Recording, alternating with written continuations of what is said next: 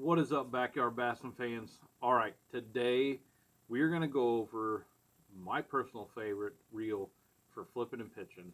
I know I've got a lot of guys that have been asking about it, so I'm going to go over it today. But first, if you're liking the content on this channel and you're not subscribed, make sure you're hitting that subscribe button, hitting that notification bell so you get notified when I'm going on live stream and when I'm putting out new videos.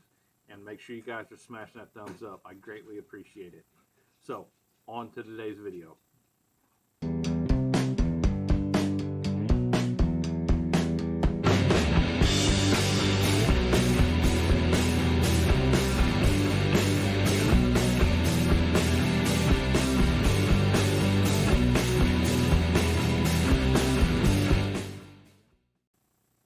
Alright guys, so this is the reel. This is a Quantum KV, this is the KV1100, it's an HX. I've got this reel probably about, probably 7 years ago, 6-7 years ago. I know any of you guys that have been following me for a while, I do say that I'm not a big Quantum fan, and I'm not. Most of the Quantum reels I've bought have not been that great to me. They've been falling apart and everything else.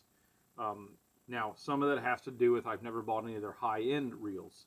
I bought a lot of the $100 range reels, stuff like that. I think when I first bought this, I might have paid, I think, $160, $170, something around there. It's a little bit better than reels. Like I said, it's a Kevin Van Dam Signature Series reel. This is the one they actually called the Burner. This was one of the first ones they came out with that actually had the 7-to-1 gear ratio in it, and that's really what I wanted for flipping into grass and getting that fish out quick and everything else. The other reason that I bought this reel was for this guy right here. That is a flipping switch. If you guys aren't familiar with a flipping switch, what a flipping switch does is, you guys check out this reel here, or the thumb switch. I'll push it down, as soon as I let go, it flips right back up. Doesn't sound like a big deal, but if you guys do a lot of flipping in the grass and stuff like that, you will notice a lot of times as soon as that bait gets through that top layer of grass, it gets hit. Now, where this flipping switch comes into effect, if you guys are like me, I'm right-handed, I flip, I throw and everything with my right hand. I also retrieve with my right hand. So when you're going from this hand to this hand and that thing gets hit, two things are going to happen. One, you're going to have to hurry up and grab that crank and start cranking down on that reel. The problem is that that fish is already pulling out line. A lot of times when you go to do that, you're going to catch gears in there and kind of strip them gear teeth out. And after a while, you'll wear that out and it won't be working right, I can tell you. That's kind of what happened with my previous reels. The other thing is if when you're going and you're making that swap to the other hand, if that fish hits that bait and yanks down on it real quick, when you're switching hands, you've got nothing on the spool. So what happens is that fish grabs and yanks real hard and spools that up. What ends up happening is that you end up with a big old bird's nest.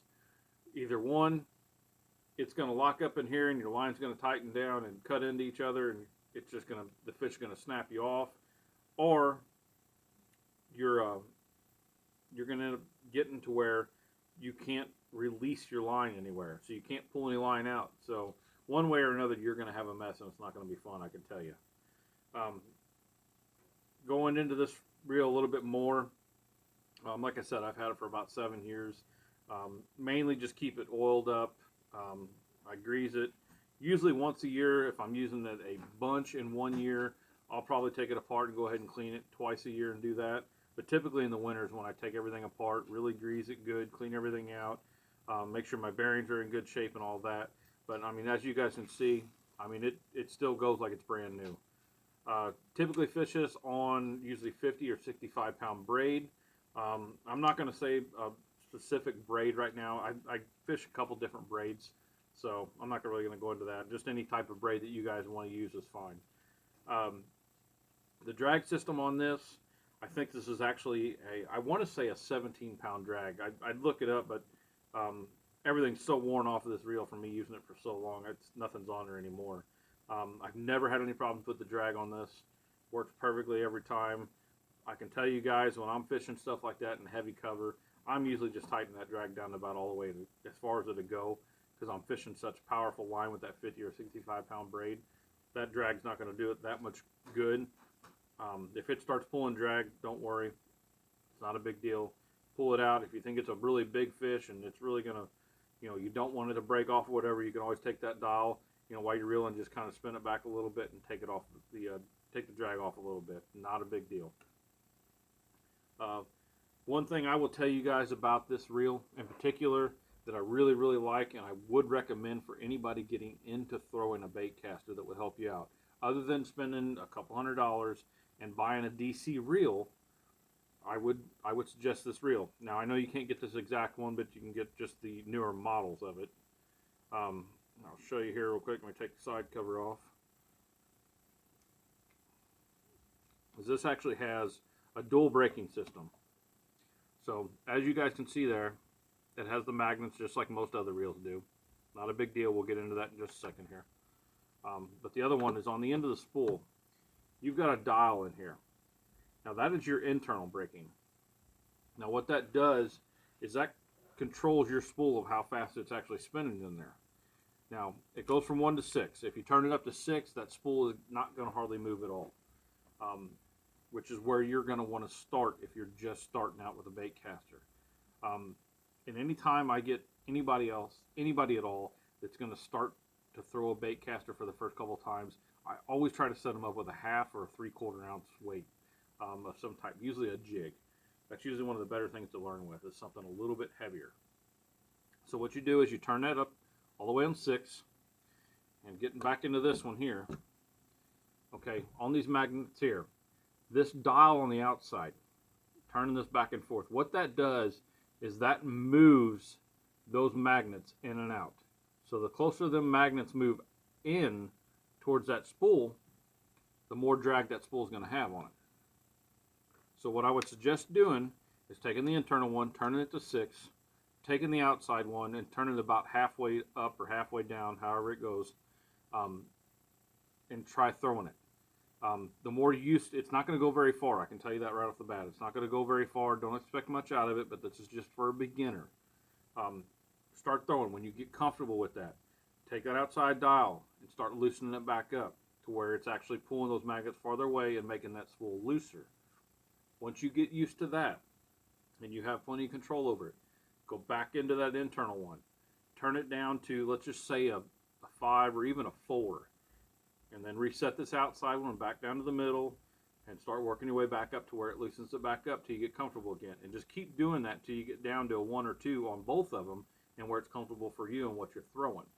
I'm going to tell you, on lighter baits, the less you can turn this braking system on, the better off you are. If you're throwing heavier baits, keep it up a little bit. Keep that internal one on probably a 2. Take this outside dial, and I probably, about midway, somewhere in there where you're comfortable. It's going to throw it. It's going to bomb that thing. I mean, you'll really be impressed at how far you can make it. You're not going to do this in a week or so, I'm telling you. Now, if you're out there throwing 12 hours a day, yeah, maybe you will, but for the most part, it's going to take you a little bit to get used to that. But that's a great, great way to learn how to throw a bait caster without ruining line constantly and everything else. So, guys, that's really about it. Like I said, there's not much more to this reel. Like I said, it's a phenomenal reel. Like I said, I absolutely love it. It's been a workhorse for me. I haven't had any issues out of it, like I said. But that's about all I got for you guys tonight. If you have any questions or anything, leave them down in the comments, and I'll get back to you as soon as I can. And we'll see you again next time.